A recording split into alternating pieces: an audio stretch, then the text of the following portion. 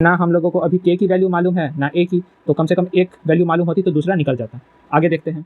हमारे पास क्वेश्चन है कि मैट्रिक्स ए दिया हुआ है और के इंटू मैट्रिक्स ए, मतलब कोई कांस्टेंट है उसको ए मैट्रिक्स से मल्टीप्लाई करने पर ये मैट्रिक्स दिया हुआ है हम लोगों के पास, और हम लोगों को फाइंड करना है वैल्यू के की, ये वाली के की, ए और बी, ये तीन वैल्यू हम लोगों को फाइंड करनी है।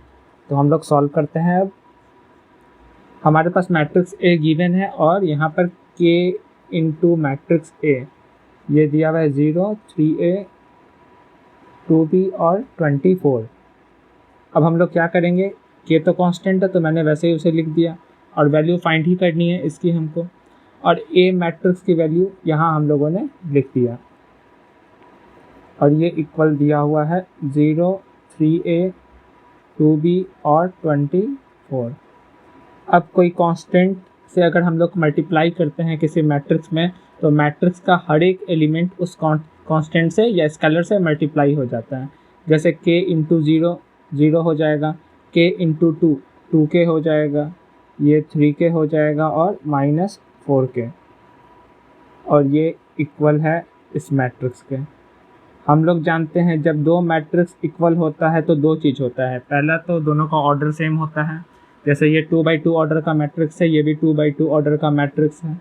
और दूसरा चीज़ होता है कि इसका करस्पॉन्डिंग एलिमेंट इक्वल होता है, मतलब पहला एलिमेंट पहले के इक्वल, दूसरा एलिमेंट दूसरे के इक्वल।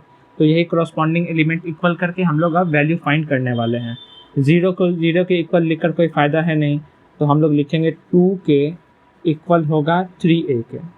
अब ना हम लोगों को अभी k की वैल्यू मालूम है ना a की, तो कम से कम एक वैल्यू मालूम होती तो दूसरा निकल जाता। आगे देखते हैं। 3k इक्वल होगा 2b के, यहाँ भी वही प्रॉब्लम है, और यहाँ पर लास्ट -4k इक्वल होगा 24 के। तो यहाँ से तो k की वैल्यू निकल सकती है, तो k की वैल्यू हो जाएगी -4 से डिवाइड होगा तो -6। तो k की वैल्यू हम लोगों ने फाइंड कर ली। अब k की वैल्यू यहाँ हम लोग रख देंगे तो a निकल जाएगा, तो ये 3a हो गया -12 के इक्वल, तो a की वैल्यू हो गई -4, तो a की वैल्यू भी हम लोगों को मिल गई। अब यहाँ भी k की वैल्यू हम लोग रख देंगे -6, तो यहाँ से b हम लोग फाइंड कर सकते हैं। ये हो गया -18, तो b की वैल्यू -9। तो a, b और k की वैल्यू हम लोगों ने निकाल ली। Thank you for watching.